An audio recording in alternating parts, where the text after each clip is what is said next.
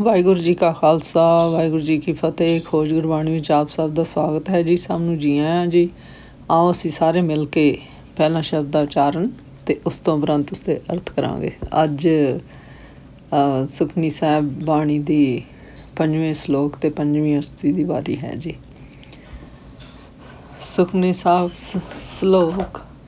ਦੇਨਹਾਰ ਪ੍ਰਭ ਛੋੜ ਕੇ ਲਾਗੇ ਆਨ ਸੁਆਏ, ਨਾਨਕ ਕਹੂ ਨ ਸੀਜਈ ਬਿਨ ਨਾਵੇਂ ਪਤ ਜਾਏ। ਅਸਪਰਦੀ 10 ਬਸ ਲੈ ਪਾਛੇ ਪਾਵੇ, ਏਕ ਬਸਤ ਕਾਰਨ ਬਿਖੋੜ ਗਵਾਵੇ। ਏਕ बीना दे 10 भी हर ले, तो मूड़ा को कहा करे। जिस ठाकर स्यो नाई चारा, ताको की दे सदा नमस्कारा। जाके मन लागा प्रभ मीठा, सर्व सुख ताहू मन बूठा। जिस जन अपना हुक्म मनाया, सर्व थोक नानक ते तिन पाया। अग्न साप नीदे रास, खात पीर पर दे आनंद उल्लास। अपनी अमान कुछ बार साले, अज्ञानी मन रोस करे। अपनी प्रतीत आप ही खोवे, बार उसका विश्वास न होवे। जिसकी बसिस आगे राखे, प्रभ की आज्ञा माने माथे। उसते चौगन करे निहाल, नानक सैब सदा दयाल। अनेक भांत माया के हेत, सर पर होवत जान अनेत। बिरखी छाया सो रंग लावे, ओ बिन से ओ मन पछतावे। जो दिसे सो चालन हार, लपट रह्यो तै अंधदार। भटवाऊ सो लावे ने, ताके ओ हाथ ना आवे के। मन हर के नाम की प्रीत सुखदाई, कर कृपा नानक आप ले लाई। मिथ्या तन तन कटुंब समाया, मिथ्या हूँ में ममता माया। मिथ्या राज तो जो बन तन माल, मिथ्या काम क्रोध विकराल। मिथ्या रस हस्ती अस्त वस्त्रा, मिथ्या रंग संग माया पेख हस्ता। मिथ्या त्रो मोह अभिमान, मिथ्या आपस ऊपर करत गमान। अस्थिर भगत सादगी चरण, नानक जप जप जीवे हर के चरण। मिथ्या शरण पर निंदा सुने, मिथ्या हस्त पर को हिरे, पर दर्भ को हरे। मिथ्या नेत्र पेखत पर तरियर पाद, मिथ्या रसना भोजन अनुस्वाद। मिथ्या चरण पर बेकार को तावे, मिथ्या मन पर लोभ लवावे। मिथ्या तन नहीं पर पुकारा, मिथ्या बास लेद बगारा। बिन बूझे मिथ्या सब पै, सफल दे नानक हर हर नाम लै। बिरथी साखत की आरजा, साच बिना कै होवत सूचा। बिरथा नामत बिना तन अंध, मुखावत ताके दुर्गंध। बिन सिमरन दिन रैन बिरथा बहाए, मेघ बिना जो खेती जाए। गोविंद भजन बिन बिरथे सब काम, जो किरपन ते निरारथ दाम। तन तन ते जन जे कट बस्यो हर नाम, नानक ताके बल बल जाओ। रहत अवर कमावत, मन नहीं प्रीत मुखों गंड लावत। जानन हार प्रभ बीन, बाहर पेख न काहू पीन। अवर उपदेसे आप न करे, आवत जावत जन्मे मरे। जिसके अंतर बसे निरंकार, तिसकी सीख सतरे संसार। जो तुम पाने तेन प्रभ जाता, नानक उन जान चरण पराता। करो बेनती पार ब्रह्म सब जाने, अपना किया आपे माने। आपे आप करत नवेरा, किसे दूर जनावत किसे बुझावत नेरा। पाप स्यानप सगल ते रहत, सब कुछ जाने आत्म की रहत। जिस पावे तिस लय लड़ लाए, थान थनंतर रहा समाए। सो सेवक जिस कृपा करी, निमख निमख जप नानक हरि। जिस पावे तिस लय लड़ लाए, थान थनंतर रहा समाए। सो सेवक जिस कृपा करी, निमख निमख जप नानक हरि। श्लोक। देनहार प्रभ छोड़ के लागे आन सुआए, नानक कहूँ न सीजई बिन नाਵੇਂ ਪਤ ਜਾਏ। ਇਸ ਸ਼ਲੋਕ ਵਿੱਚ ਗੁਰੂ ਜੀ ਸਾਨੂੰ ਦੱਸਦੇ ਹਨ ਕਿ ਦਾਤਾਂ ਦੇ ਦੇਣ ਵਾਲੇ ਪਰਮੇਸ਼ਰ ਨੂੰ ਛੱਡ ਕੇ ਜੋ ਆਨ ਸਵਾਏ ਭਾਵ ਹੋਰਨਾਂ ਪ੍ਰਯੋਜਨਾਂ ਵਿੱਚ ਲੱਗਦੇ ਹਨ ਜੀ, ਫਿਰ ਗੁਰੂ ਜੀ ਕਹਿੰਦੇ ਹਨ ਉਹ ਕਿਸੇ ਤਰ੍ਹਾਂ ਵੀ ਸੀਜਈ ਭਾਵ ਕਲਿਆਣਕਾਰੀ ਨਹੀਂ ਹੁੰਦੇ ਜੀ। ਫਿਰ ਗੁਰੂ ਜੀ ਕਹਿੰਦੇ ਹਨ, ਗੁਰਸ਼ਬਦ ਨਾਮ ਸਿਮਰਨ ਤੋਂ ਬਿਨਾਂ ਉਹਨਾਂ ਦੀ ਪੱਥ ਭਾਵ ਇੱਜ਼ਤ ਪ੍ਰਤਿਸ਼ਠਾ ਜਾਂਦੀ ਰਹਿੰਦੀ ਹੈ ਜੀ। ਅਸ਼ਟਪਦੀ ਵਿੱਚ ਗੁਰੂ ਜੀ ਕਹਿੰਦੇ ਹਨ ਕਿ ਜੇ ਉਹ ਪਰਮੇਸ਼ਰ ਇੱਕ ਮਨ ਭਾਵ ਬ੍ਰੇਨ ਮਨ ਵੀ ਨਾ ਦੇਵੇ ਅਤੇ ਜੋ ਸਾਨੂੰ 10 ਇੰਦਰੀਆਂ ਦਿੱਤੀਆਂ ਉਹ ਵੀ ਖੋਹ ਲਵੇ ਜੀ, ਤਾਂ ਦੱਸੋ ਇਹ ਮੂਰਖ ਕੀ ਕਰ ਸਕਦਾ ਹੈ ਜੀ। ਜਿਸ ਪਰਮੇਸ਼ਰ ਨਾਲ ਇਸ ਜੀਵ ਦਾ ਕੋਈ ਜ਼ੋਰ ਨਹੀਂ ਚੱਲ ਸਕਦਾ ਜੀ, ਉਸ ਨੂੰ ਸਦਾ ਨਮਸਕਾਰ ਹੈ ਜੀ। ਜਿਸ ਦੇ ਮਨ ਵਿੱਚ ਪਰਮੇਸ਼ਰ ਦਾ ਭਾਣਾ ਮਿੱਠਾ ਲੱਗਦਾ ਹੈ ਜੀ, ਉਸ ਦੇ ਮਨ ਵਿੱਚ ਸਾਰੇ ਸੁੱਖ ਆ ਵਸਦੇ ਹਨ ਜੀ। ਫਿਰ ਗੁਰੂ ਜੀ ਕਹਿੰਦੇ ਹਨ, ਜਿਸ ਜੀਵ ਤੋਂ ਪਰਮੇਸ਼ਰ ਨੇ ਆਪਣਾ ਹੁਕਮ ਮਨਵਾਇਆ ਹੈ ਜੀ, ਉਸਨੇ ਸਾਰੇ ਪਦਾਰਥਾਂ ਨੂੰ ਪਾ ਲਿਆ ਹੈ ਜੀ। ਫਿਰ ਗੁਰੂ ਜੀ ਕਹਿੰਦੇ ਹਨ, ਸ਼ਹਿਨਸ਼ਾਹ ਰੂਪ ਪਰਮੇਸ਼ਰ ਆਪਣੀ ਵੱਲੋਂ ਜੀਵ ਰੂਪ ਨੌਕਰ ਨੂੰ ਅਣਗਿਣਤ ਪਦਾਰਥਾਂ ਦੀ ਰਾਸ ਭਾਵ ਸਭ ਕੁਛ ਰਾਸ ਪੂੰਜੀ ਦਿੰਦਾ ਹੈ ਜੀ। ਉਹਨਾਂ ਦਾਤਾਂ ਨੂੰ ਲੈ ਕੇ ਜੀਵ ਆਨੰਦ ਨਾਲ ਖਾਂਦਾ ਪੀਂਦਾ ਹੈ ਜੀ ਅਤੇ ਖੁਸ਼ੀਆਂ ਨਾਲ ਉਸਨੂੰ ਵਰਤਦਾ ਹੈ ਜੀ। ਜੇਕਰ ਸ਼ਾਹ ਰੂਪ ਪਰਮੇਸ਼ਰ ਕਿਸੇ ਵੇਲੇ ਆਪਣੀਆਂ ਅਮਾਨਤਾਂ ਦਿੱਤੀਆਂ ਦਾਤਾਂ ਅਮਾਨਤਾਂ ਵਿੱਚੋਂ ਕੁਝ ਮੋੜ ਲਵੇ ਜੀ, ਵਾਪਸ ਮੰਗ ਲਵੇ ਜੀ, ਤਾਂ ਇਹ ਅਗਿਆਨੀ ਜੀਵ ਮਨ ਵਿੱਚ ਰੋਸ ਭਾਵ ਗੁੱਸਾ ਕਰਦਾ ਹੈ ਜੀ। ਫਿਰ ਗੁਰੂ ਜੀ ਕਹਿੰਦੇ ਹਨ, ਇਸ ਤਰ੍ਹਾਂ ਕਰਨ ਨਾਲ ਇਹ ਜੀਵ ਆਪਣੀ ਪ੍ਰਤੀਤ ਨੂੰ ਆਪੇ ਹੀ ਗਵਾ ਬੈਠਦਾ ਹੈ ਜੀ। ਇਸ ਲਈ ਮੁੜ ਕੇ ਉਸ ਸ਼ਾਹ ਰੂਪ ਪਰਮੇਸ਼ਰ ਦਾ ਇਸ ਜੀਵ ਉੱਤੇ ਵਿਸਾਹ ਅਰਥਾਤ ਇਤਬਾਰ ਨਹੀਂ ਹੁੰਦਾ ਜੀ।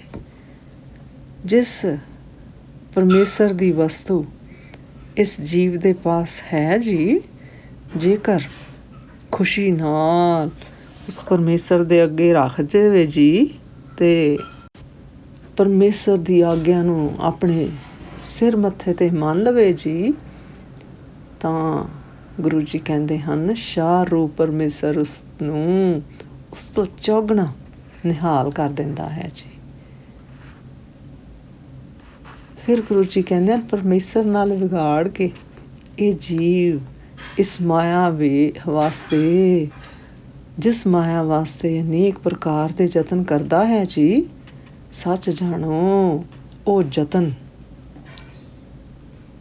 ਝੂਠ ਸਾਬਤ ਹੁੰਦੇ ਹਨ ਜੀ।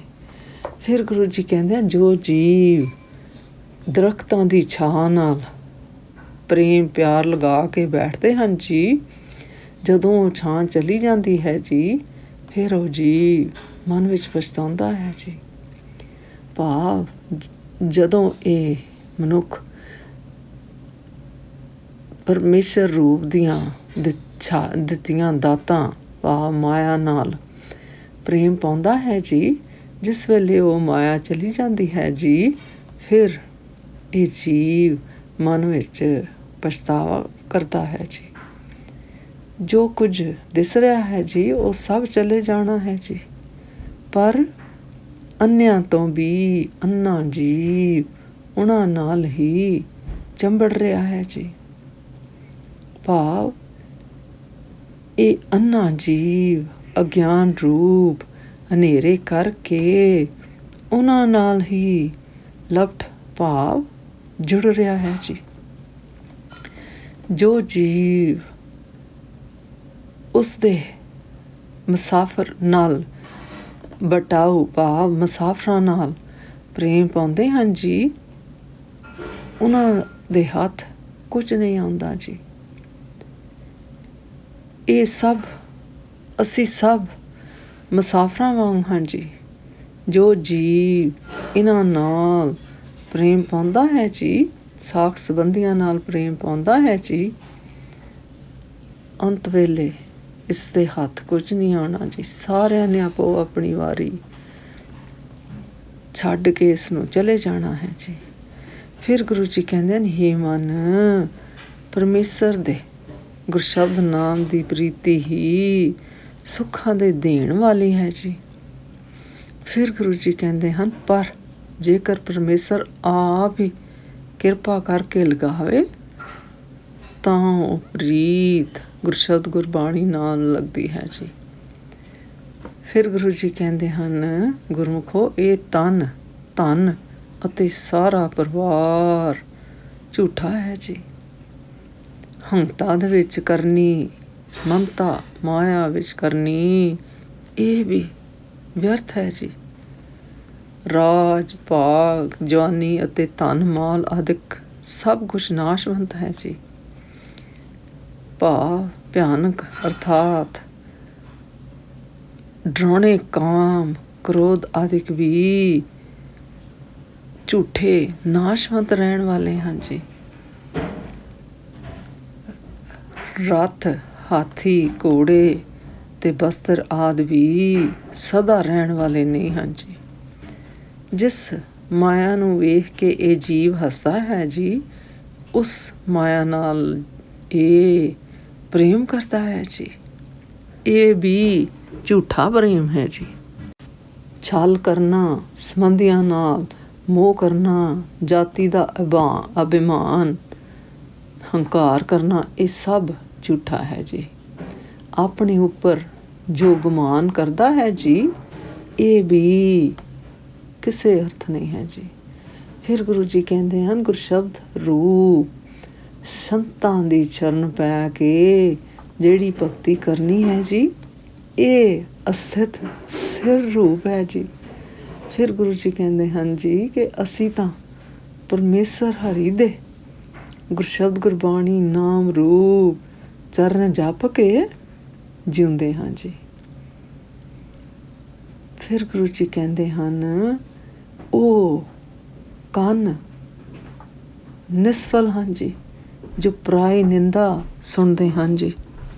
ਫਿਰ ਗੁਰੂ ਜੀ ਕਹਿੰਦੇ ਹਨ ਕਿ ਅਸੀਂ ਤਾਂ ਪਰਮੇਸ਼ਰ ਹਰ ਦੇ ਨਾਮ ਜੋ ਸਥਿਰ ਹੈ, ਹਮੇਸ਼ਾ ਰਹਿਣ ਵਾਲਾ ਹੈ, ਉਸ ਨੂੰ ਸਿਮਰ ਸਿਮਰ ਕੇ ਜਿਉਂਦੇ ਹਾਂ ਜੀ। ਅਤੇ ਇਹ ਕੰਨ ਝੂਠੇ ਨਿਸਫਲ ਹਨ ਜੀ, ਜੋ ਪਰਾਈ ਨਿੰਦਿਆ ਸੁਣਦੇ ਹਨ ਜੀ। ਉਹ ਹੱਥ ਨਿਸਫਲ ਹਨ ਜੀ, ਜੋ ਪਰਾਇਆ ਧਨ ਚਰਾਉਂਦੇ ਹਨ ਜੀ। ਉਹ ਨੇਤਰ ਨਿਸਫਲ ਹਨ ਜੀ, ਜੋ ਪਰਾਈ ਇਸਤਰੀਆਂ ਦੇ ਸੁੰਦਰ ਰੂਪ ਆਦਿਕ ਨੂੰ ਭੈੜੀ ਨਜ਼ਰ ਨਾਲ ਵੇਖਦੇ ਹਨ ਜੀ। ਉਹ ਰਸਨਾ ਵੀ ਨਿਸਫਲ ਹੈ ਜੀ, ਜੋ ਗੁਰਸ਼ਬਦ ਨਾਮ ਤੋਂ ਬਿਨਾਂ ਹੋਰਨਾਂ ਭੋਜਨਾਂ ਦੇ ਸਵਾਦ ਲੈਂਦੀ ਹੈ ਜੀ। ਭਾਵ ਵਿਕਾਰਾਂ ਵਿੱਚ ਫਸੀ ਹੋਈ ਹੈ ਜੀ। ਭਾਵ ਉਹ ਰਸਨਾ ਨਿਸਫਲ ਹੈ ਜੀ, ਜੋ ਸੁੰਦਰ, ਜੋ ਪੂਰਨ ਰੋਟੀ ਆਦਿ ਭੋਜਨ ਤੋਂ ਬਿਨਾਂ ਹੋਰ ਚਟਕੀਲੇ ਸਵਾਦ ਭਾਵ ਵਿਕਾਰਾਂ ਦੇ ਵਿੱਚ ਲੱਗੀ ਹੋਈ ਹੈ ਜੀ, ਤੇ ਉਹਨਾਂ ਨੂੰ ਹੀ ਚਾਹੁੰਦੀ ਹੈ ਜੀ। ਉਹ ਪੈਰ ਨਿਸਫਲ ਹਨ ਜੀ, ਜੋ ਪਰਾਏ ਦਾ ਬੁਰਾ ਕਰਨ ਵਾਸਤੇ ਦੌੜਦੇ ਹਨ ਜੀ। ਭਾਵ ਵਿਸ਼ੇ ਵਿਕਾਰਾਂ ਵੱਲ ਦੌੜਦੇ ਹਨ ਜੀ। ਉਹ ਮਨ ਵੀ ਨਿਸਫਲ ਹੈ ਜੀ, ਜੋ ਪਰਾਏ ਧਨ ਨੂੰ ਵੇਖ ਕੇ ਲੋਭ ਵਿੱਚ ਆਉਂਦਾ ਹੈ ਜੀ। ਉਹ ਸਰੀਰ ਨਿਸਫਲ ਹੈ ਜੀ, ਜੋ ਕਿਸੇ ਦੇ ਪਰਉਪਕਾਰ ਨਹੀਂ ਕਰਦਾ ਜੀ। ਉਹ ਨੱਕ ਨਿਸਫਲ ਹੈ ਜੀ, ਜੋ ਵਿਕਾਰ ਪੈਦਾ ਕਰਨ ਵਾਲੀ ਵਾਸ਼ਨਾ ਨੂੰ ਸੁੰਘਣਾ ਚਾਹੁੰਦਾ ਹੈ ਜੀ। ਫਿਰ ਗੁਰੂ ਜੀ ਕਹਿੰਦੇ ਹਨ, ਪਰਮੇਸ਼ਰ ਦੇ ਸਮਝੇ ਤੋਂ ਬਿਨਾਂ ਅਰਥਾਤ ਉਸ ਦੇ ਗੁਰਸ਼ਬਦ ਨਾਮ ਦੇ ਗਿਆਨ ਤੋਂ ਬਿਨਾਂ, ਸਮਝਣ ਤੋਂ ਬਿਨਾਂ ਸਾਰੇ ਅੰਗ ਇੰਦਰੀਆਂ ਨਿਸਫਲ ਹੋ ਰਹੇ ਹਨ ਜੀ। ਫਿਰ ਗੁਰੂ ਜੀ ਕਹਿੰਦੇ ਹਨ, ਪਰਮੇਸ਼ਰ ਹਾਰ ਦੇ ਗੁਰਸ਼ਬਦ ਨਾਮ ਲੈਣ ਨਾਲ ਸਾਰਿਆਂ ਅੰਗਾਂ ਸਹਿਤ ਸਰੀਰ, ਇਹ ਦੇਹ ਸਫਲ ਹੋ ਜਾਂਦੀ ਹੈ ਜੀ।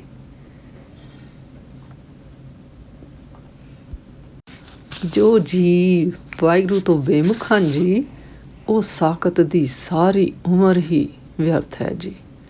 ਸੱਚ ਰੂਪ ਗੁਰਸ਼ਬਦ ਨਾਮ ਸਿਮਰਨ ਤੋਂ ਬਿਨਾਂ ਕਿਸ ਤਰ੍ਹਾਂ ਸੁੱਚਾ ਭਾਵ ਪਵਿੱਤਰ ਹੋ ਸਕਦਾ ਹੈ ਜੀ। ਇਸ ਜੀਵ ਦਾ ਸਰੀਰ ਗੁਰਸ਼ਬਦ ਨਾਮ ਸੇਵਾ ਸਿਮਰਨ ਭਗਤੀ ਤੋਂ ਬਿਨਾਂ ਹੋਰ ਕੰਮਾਂ ਵਿੱਚ ਲੱਗਣ ਕਰਕੇ ਵਿਅਰਥ ਹੈ, ਭਾਵ ਨਿਕੰਮਾ ਹੈ ਜੀ। ਅਤੇ ਉਸਦੇ ਮੂੰਹ ਚੁੱਕ ਬਚਨਾਂ ਰੂਪੀ ਨਿੰਦਿਆ ਵਿੱਚੋਂ ਵੀ ਬਦਬੂ ਆਉਂਦੀ ਹੈ ਜੀ। ਗੁਰਸ਼ਬਦ ਨਾਮ ਸਿਮਰਨ ਤੋਂ ਬਿਨਾਂ ਦਿਨ ਰਾਤ ਵਿਅਰਥ ਬੀਤਦੇ ਜਾ ਰਹੇ ਹਨ ਜੀ। ਜਿਸ ਪ੍ਰਕਾਰ ਬੱਦਲਾਂ ਦੇ ਵਸੇ ਤੋਂ ਬਿਨਾਂ ਖੇਤੀ ਨਿਸਫਲ ਹੋ ਜਾਂਦੀ ਹੈ ਜੀ। ਗੋਬਿੰਦ ਰੂਪ ਪਰਮੇਸ਼ਰ ਦੇ ਭਜਨ ਗੁਰਸ਼ਬਦ ਨਾਮ ਸਿਮਰਨ ਤੋਂ ਬਿਨਾਂ ਜੀਵ ਦੇ ਸਾਰੇ ਕੰਮ ਨਿਸਫਲ ਹਨ ਜੀ। ਜਿਸ ਤਰ੍ਹਾਂ ਸ਼ੂਮ ਦੇ ਦਮੜੇ ਭਾਵ ਰੁਪਏ ਪੈਸੇ ਵਰਤੋਂ ਵਿੱਚ ਨਾ ਆਉਣ ਕਰਕੇ ਨਿਸਫਲ ਜਾਂਦੇ ਹਨ ਜੀ। ਫਿਰ ਗੁਰੂ ਜੀ ਕਹਿੰਦੇ ਹਨ ਗੁਰਮੁਖ ਧਨ ਹਨ ਜੀ, ਧਨ ਧਨ ਹਨ ਜੀ, ਜਿਨ੍ਹਾਂ ਦੇ ਹਿਰਦਿਆਂ ਵਿੱਚ ਪਰਮੇਸ਼ਰ ਦਾ ਗੁਰਸ਼ਬਦ ਨਾਮ ਵਸਿਆ ਹੋਇਆ ਹੈ ਜੀ। ਫਿਰ ਗੁਰੂ ਜੀ ਕਹਿੰਦੇ ਹਨ ਮੈਂ ਉਹਨਾਂ ਗੁਰਮੁਖਾਂ ਤੋਂ ਬਲਹਾਰ ਕੁਰਬਾਨ ਜਾਂਦਾ ਹੈ ਜੀ। ਫਿਰ ਗੁਰੂ ਜੀ ਕਹਿੰਦੇ ਹਨ ਜੀਵ ਦੀ ਰਹਿਣੀ ਕੁਝ ਹੋਰ ਹੈ ਜੀ ਤੇ ਕਰਮ ਕੁਝ ਹੋਰ ਕਮਾਉਂਦਾ ਹੈ ਜੀ। ਮਨ ਵਿੱਚ ਤਾਂ ਗੁਰਸ਼ਬਦ ਨਾਮ ਦੀ ਪ੍ਰੀਤ ਨਹੀਂ ਹੈ ਜੀ, ਪਰ ਮੂੰਹ ਨਾਲ ਪ੍ਰੀਤੀ ਦੇ ਗੰਢ ਦਿਖਾਉਂਦਾ ਹੈ ਜੀ। ਭਾਵ ਉੱਤੋਂ ਲੋਕਾਂ ਨੂੰ ਦਿਖਾਉਣ ਦੀ ਖਾਤਰ ਗਿਆਨ ਧਿਆਨ ਦੀਆਂ ਗੱਲੀ ਬਾਤੀ ਅਤੇ ਪ੍ਰੇਮ ਦਿਖਾਉਂਦਾ ਹੈ ਜੀ। ਸਾਰਿਆਂ ਦੇ ਹਿਰਦੇ ਦੀ ਜਾਣਨ ਵਾਲਾ ਪਰਮੇਸ਼ਰ ਵੱਡਾ ਪ੍ਰਬੀਨ ਭਾਵ ਚਤੁਰ ਹੈ ਜੀ। ਉਹ ਬਾਹਰਲੇ ਕਿਸੇ ਭੇਖ ਨੂੰ ਵੇਖ ਕੇ ਨਹੀਂ ਭੇਜਦਾ ਜੀ। ਉਹ ਤਾਂ ਅੰਦਰ ਦੀਆਂ ਜਾਣਨ ਵਾਲਾ ਹੈ ਜੀ, ਸਭ ਦੇ ਅੰਦਰ ਦੀ ਜਾਣਦਾ ਹੈ ਜੀ। ਜੋ ਜੀਵ ਹੋਰਨਾਂ ਨੂੰ ਬਾਣੀ ਦਾ ਉਪਦੇਸ਼ ਦਿੰਦਾ ਹੈ ਜੀ ਤੇ ਆਪ ਉਹ ਕਰਮ ਨਹੀਂ ਕਰਦਾ, ਉਹ ਹਮੇਸ਼ਾ ਜੰਮਣ ਮਰਨ ਵਿੱਚ ਆਉਂਦਾ ਜਾਂਦਾ ਰਹਿੰਦਾ ਹੈ ਜੀ। ਜਿਸ ਜੀਵ ਦੇ ਹਿਰਦੇ ਅੰਦਰ ਵਾਹਿਗੁਰੂ ਆਪ ਵਸਦਾ ਹੈ ਜੀ, ਉਸਦੀ ਸਿੱਖਿਆ ਨਾਲ ਸਾਰਾ ਸੰਸਾਰ ਤਰਦਾ ਹੈ ਜੀ, ਭਾਵ ਮੁਕਤ ਹੁੰਦਾ ਹੈ ਜੀ। ਫਿਰ ਗੁਰੂ ਜੀ ਕਹਿੰਦੇ ਹਨ ਜੋ ਜੀਵ ਆਪ ਨੂੰ ਭਾਂਦੇ ਹਨ ਜੀ, ਉਹਨਾਂ ਨੇ ਹੀ ਪਰਮੇਸ਼ਰ ਭਾਵ ਆਪ ਨੂੰ ਪਛਾਣਿਆ ਜਾਣਨਾ ਕੀਤਾ ਹੈ ਜੀ। ਉਹਨਾਂ ਗੁਰਮੁਖਾਂ ਦੇ ਚਰਨਾਂ ਦਾ ਧਿਆਨ ਕਰਨਾ ਭਾਵ ਸਾਧ ਸੰਗਤ ਕਰਨਾ ਮੈਂ ਪਰਾਤਾ ਭਾਵ ਪਛਾਣਿਆ ਹੈ ਜੀ। ਉਹਨਾਂ ਗੁਰਮੁਖਾਂ ਦੇ ਚਰਨਾਂ ਵਿੱਚ ਮੈਂ ਭਲੀ ਪ੍ਰਕਾਰ ਜਾਣਾ ਕਰਦਾ ਹਾਂ ਜੀ। ਜੋ ਪਾਰ ਬ੍ਰਹਮ ਪਰਮੇਸ਼ਰ ਸਭ ਦੇ ਹਿਰਦੇ ਦੀ ਜਾਣਦਾ ਹੈ ਜੀ, ਉਸ ਪਾਸ ਮੈਂ ਬੇਨਤੀ ਕਰਦਾ ਹਾਂ ਜੀ ਅਤੇ ਕਿ ਉਹ ਸਾਨੂੰ ਗੁਰਸ਼ਬਦ ਗੁਰਬਾਣੀ ਨਾਮ ਨਾਲ ਲਗਾਏ ਜੀ। ਉਸ ਦਾ ਆਨੰਦ ਉਹ ਆਪ ਹੀ ਮਾਣਦਾ ਅਰਥਾਤ ਭੋਗਦਾ ਹੈ ਜੀ। ਆਪ ਹੀ ਪਰਮੇਸ਼ਰ ਆਪ ਹੀ ਜਗਤ ਦੀ ਪੈਦਾਵਾਰ ਪਾਲਣਾ ਤੇ ਆਪ ਹੀ ਨਿਬੇੜਾ ਭਾਵ ਆਪ ਹੀ ਨਿਬੇੜਦਾ ਭਾਵ ਮਾਰਨਾ ਕਰਦਾ ਹੈ ਜੀ। ਭਾਵ ਉਹ ਆਪ ਹੀ ਤਿੰਨਾਂ ਸਮਿਆਂ ਵਿੱਚ ਕਰਮਾਂ ਦੇ ਅਨੁਸਾਰ ਜੀਵਾਂ ਦਾ ਨਿਬੇੜਾ ਭਾਵ ਫੈਸਲਾ ਅਰਥਾਤ ਨਿਆਂ ਕਰਦਾ ਹੈ ਜੀ।